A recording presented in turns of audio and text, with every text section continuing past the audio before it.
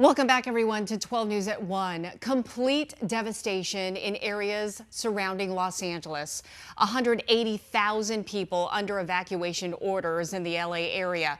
The destruction looking like a war zone as the massive wildfire ripped through miles of homes, fueled by the unrelenting Santa Ana winds and drought conditions. Today, firefighters are hoping to get the upper hand. Maribel Gonzalez is in Pacific Palisades with the latest. Something this big and this fast that, kind of just wiped out the whole town was something that I personally, and I think a lot of people from around here, never saw coming. Unrelenting wildfires are continuing to ravage parts of Los Angeles County Thursday, causing tens of thousands of residents to flee and more ready to go at a moment's notice. And I saw a big ball of orange with the smoke, so it looked like it was here towards the top of the hill. And I went back to the house and got some things. The Palisades fire has destroyed more than 1,000 structures, making it the most destructive in LA County history. Everything is just gone, and I just want to wake up from this bad dream. And the Ian fire has quickly reduced much of the Altadena area to ash and rubble. This is our retirement. This is our nest egg. This is where we moved in when we got married. The nearby city of Pasadena told residents that the water there may be unsafe to drink because of debris from the Ian fire, and the health concerns are mounting. The air quality across Southern California has been deemed a hazardous 6 out of 6 because of all the smoke and ash swirling around. We couldn't breathe anymore. And we had all the filters going in the house. We had HEPA filters and nothing seemed to work. Well, as mentioned, the winds have died down compared to yesterday, hopefully allowing those firefighters to get to those hard to reach areas. Right now, we want to go back out live to Troy Hayden, who's in Pacific Palisades, with more on what he's seeing. And Troy, again, it's just surreal to see everything that's happening behind you, and you can even still see some of the smoke. Yeah, I mean, some of these fires are still smoldering for sure. I will say, as opposed to that last piece you were talking about, the air quality has gotten a lot better out here today, at least right now.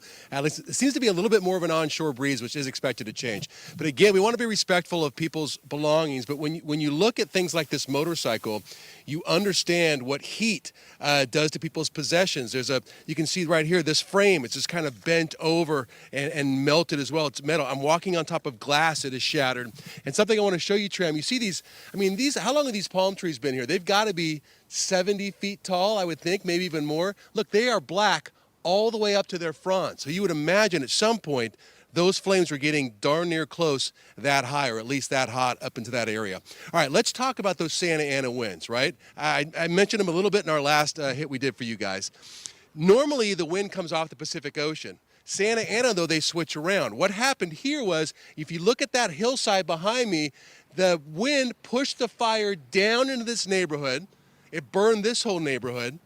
And you know this, Tram, growing up here, and everybody who visits Los Angeles, this is the PCH. This is the one. This is the famous road you take right along the shore of the ocean.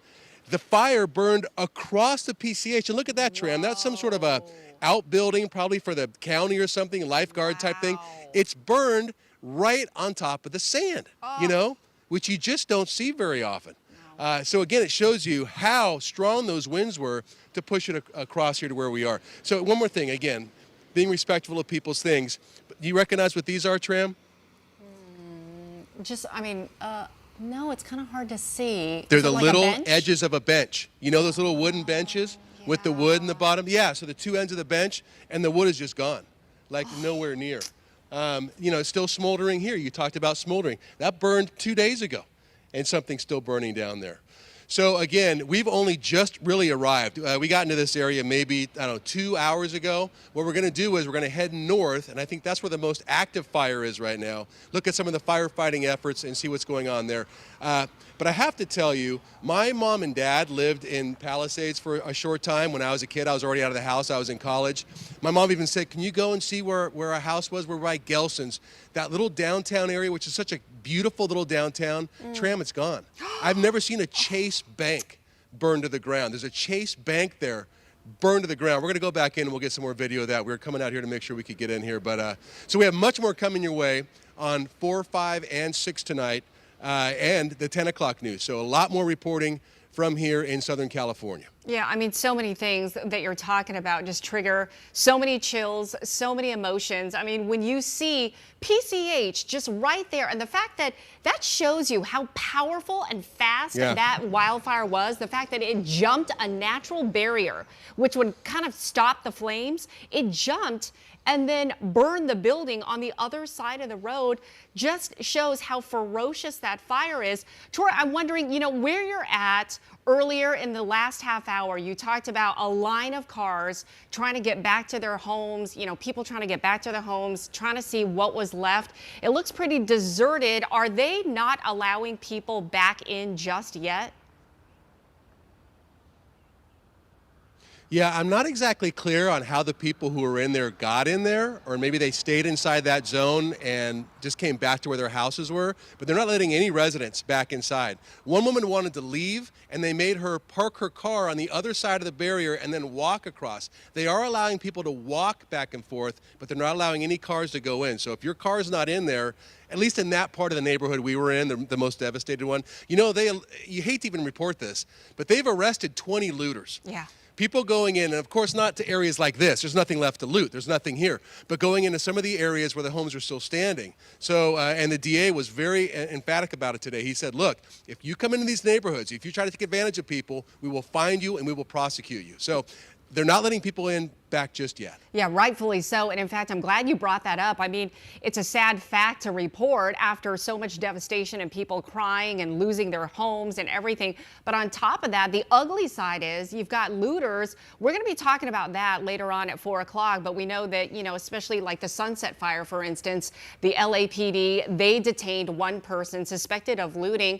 And sadly, it's going to happen. It's a sad fact after tragedies like this that people will take advantage of people who are vulnerable and have lost so much already.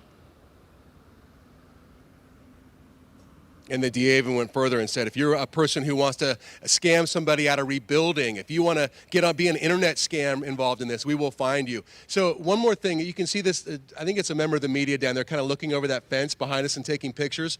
That is the swimming pool for this whole neighborhood, and it's just black. And they talk about water quality. They're having many people boil their water because there's so much ash that fell into some of these reservoirs. It's not safe to drink without boiling your water. So again, even though this is the area right here that's impacted the hardest, people all over LA County are being impacted. And one more thing, Tram, they've evacuated over 180,000 people because of these fires. You know how many people live in Tempe? 189. So it's like evacuating the city of Tempe. That's how many people we're talking about. That is so wild. But we do know that there are a lot of resources out there that are trying to help in situations like this. The LA Unified School District, they're having grab and go meals. You got the YMCA offering free childcare for essential workers. LA restaurants giving out, free food. So slowly but surely, even though it's still going on, but the community is trying to get together. All right, Troy, I'm going to let you go. I know you have a lot more to cover for us later today at 4, 5, and 6. We're going to see you then, but please stay safe.